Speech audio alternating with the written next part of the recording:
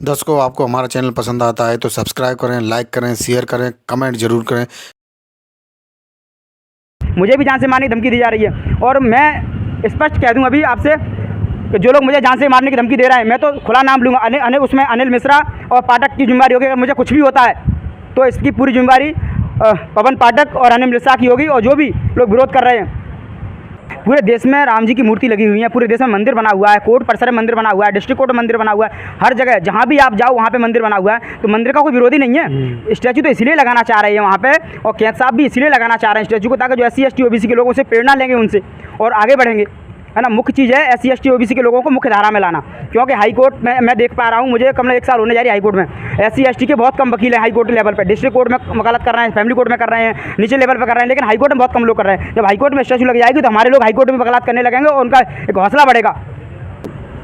कुछ देर से ही सही, लेकिन मूर्ति लगेगी और आपसी सहमति से जो है मूर्ति लगेगी, चाहे वो पक्ष के वकील हों, चाहे विपक्ष के वकील हों, या कोई अन्य वकील हो, हाई कोर्ट बार एसोसिएशन हो, स्टेट बार हो, और सबके सहयोग से मूर्ति लगेगी। हाई कोर्ट उस मूर्ति को लगवा रहा है, तो माननीय हाई कोर्ट जब उस पर सहमत है तो मूर्ति लगेगी और सबके सहयोग से लगेगी। ये स्पष्ट है, मूर्ति लगेगी। चाहे थोड़ा समय विलम्ब हो सकता है, मगर हमने पहले भी कहा आपसे कि ये बाबा साहब के विचारों की लड़ाई है। ये मात्र अकेली मूर्ति की लड़ाई नहीं है, ये विचार। मूर्ति लगना एक बहाना है।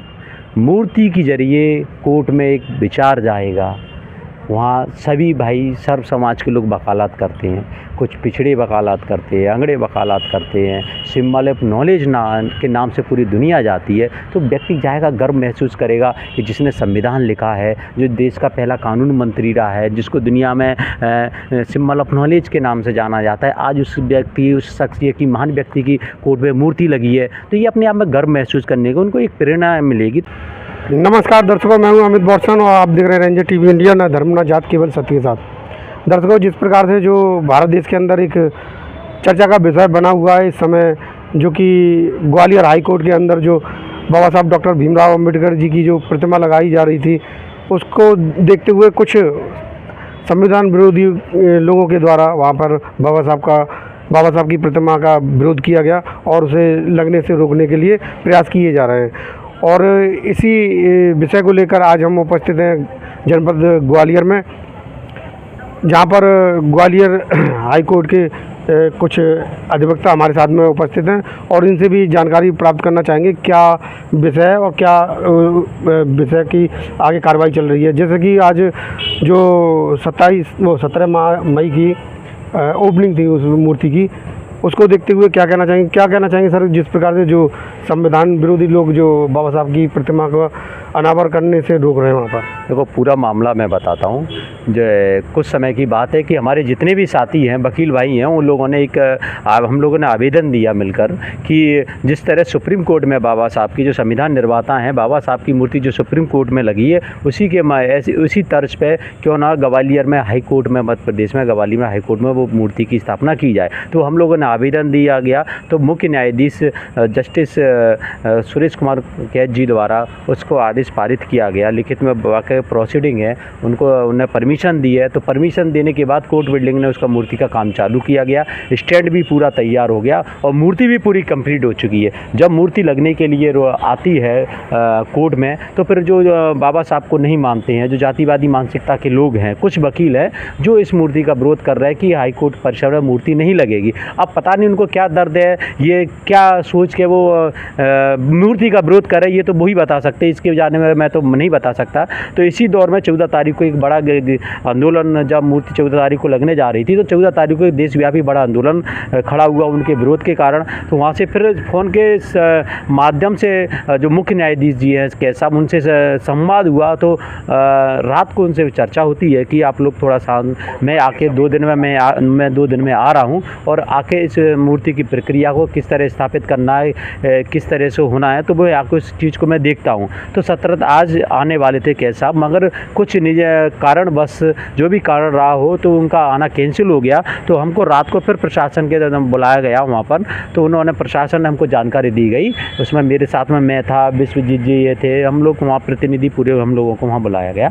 तो ये कहा गया कि कैद साहब का आना कैंसिल हो गया है। तो 19 तारीख को जबलपुर में उन्होंने मीटिंग मीटिंग रखी है। जो पक्ष मूर्ति का विरोध कर रहे हैं उनके प्रतिनिधियों को वहाँ बुलाया गया है, और जो मूर्ति के समर्थन में जो चाहती हैं कि भारतीय संविधान की बाबा साहब की मूर्ति लगना चाहिए, तो उनके प्रतिनिधिमंडल को दोनों को मिलाकर उनके साथ बैठकर एक बैठक का आयोजन जबलपुर में वहाँ पर किया गया है। तो बाकी का मूर्ति किस प्रकार लगना चाहिए, कौन से दिन लगेगी मूर्ति और क्या स्वरूप रहेगा, उसको पूरी चर्चा के लिए जबलपुर में बुलाया गया। तो आगे का आंदोलन ही रहेगा। तो मेरा यही अपील है सभी साथियों से कि जो अभी बाहर उधमबाजी चल रही है या जो वीडियो वायरल हो रहे हैं, तो मेरा सभी बाबा साहब के अनुयायियों से, भीम अनुयायियों से ये कहना है कि हमें संयम शांति बना के रखना है। हम बाबा साहब को मानने वाले लोग हैं, संविधान को मानते हैं, ये देश संविधान से चलता है। इसीलिए हमको किसी भी प्रकार की सोशल मीडिया पे, व्हाट्सएप पे, फेसबुक किसी आपत्तिजनक टिप्पणी ना ही बयानबाजी करना है। और जो लोग वीडियो जारी कर रहे थे, मेरी प्रशासन से भी तत्काल बात हुई है, प्रशासन ने उनके खिलाफ एक्शन लिए हैं और वीडियो आगे चल के वो डिलीट भी की जा रही हैं। तो इसलिए मेरा यही कहना है सभी साथियों से, किसी के आवेश में, किसी के बहकावे आकर हम लोगों को कोई भी ऐसा अनुचित कदम नहीं उठाना है जो संविधान के खिलाफ हो और बाबा साहब के अपमान की बात हो। बस यही मेरा सर। और आप लोग क्यों चाहते हैं कि बाबा साहब की प्रतिमा वहाँ पे स्थापित हो?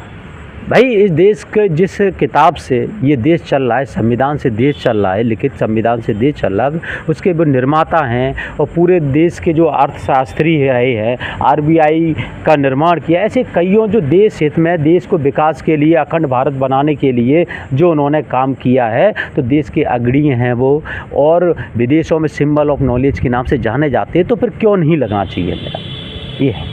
सर, आप क्या कहना चाहिए?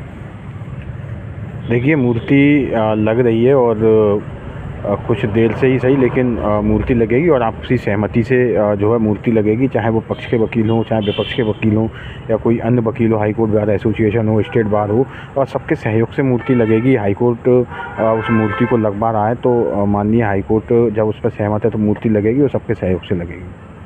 आगे जी, आप क्या कहना चाहेंगे? क्वेश्चन करिए आप। हाँ, क्वेश्चन यही है हमारा कि जो एक रुकावट आ रही है जो ये प्रतिमा स्थापित होने में, उसको देखते हुए क्या कहना चाहेंगे? और जो रोकने की कोशिश कर रहे हैं उनके लिए भी आप क्या कहना चाहेंगे? क्या कारण हो सकता है कि उनका रोकना? उनका कारण जातिवाद है जी। देखो, हालांकि मैं उधर की तरफ से भी, इधर की तरफ से कहा जा रहा है कि जाति की बात ना की जाए, लेकिन जब डॉक्टर अम्बेडकर की बात आती है तो जाति की बात होनी चाहिए, और होती है, क्योंकि उनको देखा जाता है कि एक विशेष कास्ट से जुड़े हुए हैं। लोग कह रहे हैं कि अरे राजेंद्र प्रसाद जी की स्टैचू लगा दो, किसी और की लगा दो, हम श्री राम की स्टैचू लगा देंगे। अरे आप लगाइए राम की स्टैचू, कौन मना कर रहा है? आप मांग करिए, एक लेटर भेजिए सीएम साहब के लिए, अगर वो पास कर दे आप लगा दीजिए।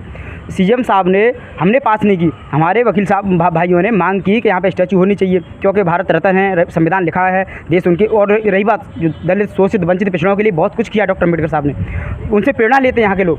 जितना मैं 10, 20, 50 साल से जो लोग कह रहे हैं बाबा साहब नहीं होते तो जो SC, ST, OBC के लोग यहाँ इस स्तर पर, वो इस स्तर पर नहीं होते, हम भी वकील नहीं होते।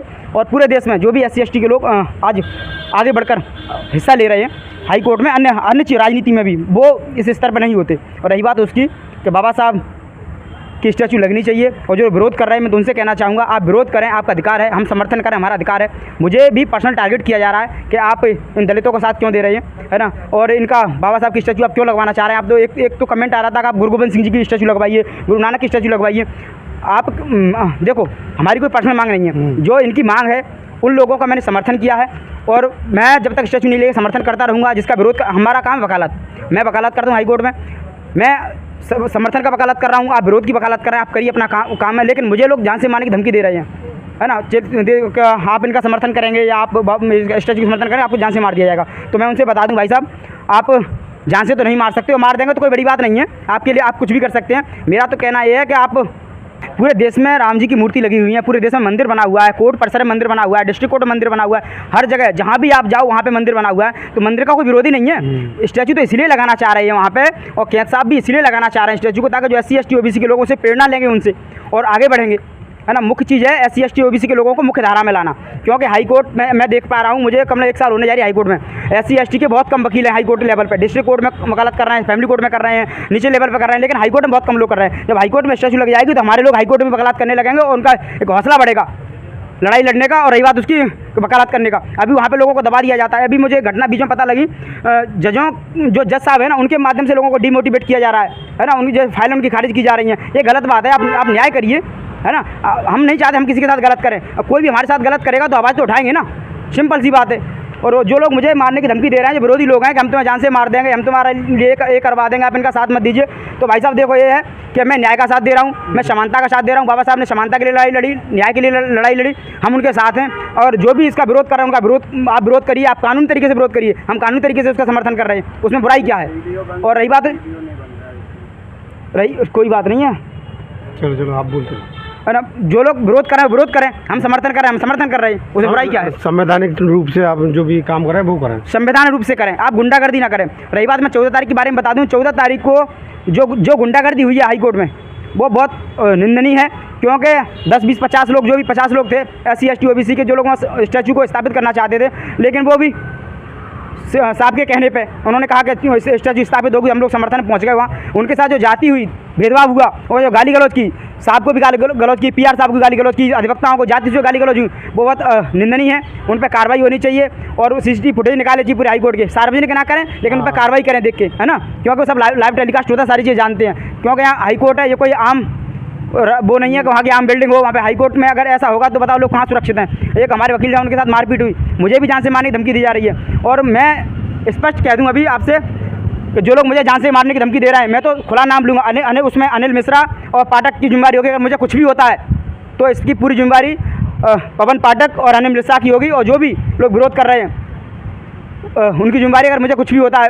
क्योंकि मैं ये इसलिए कह रहा हूँ क्योंकि मुझे लोग डायरेक्ट ट्रोल कर रहे हैं कि सरदार जी आपको निपटा दिया जाएगा, आपके साथ ऐसा हो जाएगा, आपको मिट्टी मिला दिया जाएगा, और मुझे मेरे सरदार होने पे सवाल उठ रहा है कि सरदार है कि नहीं। भाई साहब मैं सरदार हूँ, मैं पग लगाता हूँ, मैंने बताया, मैं कृपाण लगाता हूँ, मैंने हिंदू धर्म को छोड़ दिया है, मैं सिख धर्म में पहुँच गया हूँ, मैं वहाँ के रीति रिवाज को फॉलो करता हूँ। आपको क्या जलन है मुझसे? और मैं SC का साथ दूँ, ST वालों का साथ दूँ, किसका साथ दूँ ये मेरा पर्सनल मामला है, आप कौन होते हैं उसमें?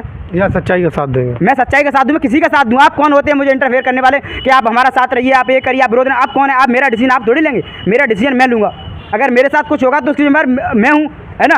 मैंने तो प्रशासन से मांग की है, मैंने लेटर भी लिखा है, SP साहब को भी लेटर लिखा है और सरकार को भी लेटर लिखा है। अगर मेरे साथ कुछ भी होता है तो इसकी जिम्मेदारी है, क्योंकि हम गुंडागर्दी नहीं कर रहे हैं, बिल्कुल हम तो कुछ कर ही नहीं रहे हैं। हम तो CJ साहब के ऑर्डर का पालन करवाने के लिए वहाँ खड़े हैं। अगर वो गुंडागर्दी कर रहे हैं तो ये इसमें वो दोषी हम थोड़े ही हैं, हम तो अपने भाई साहब का साथ दे रहे थे।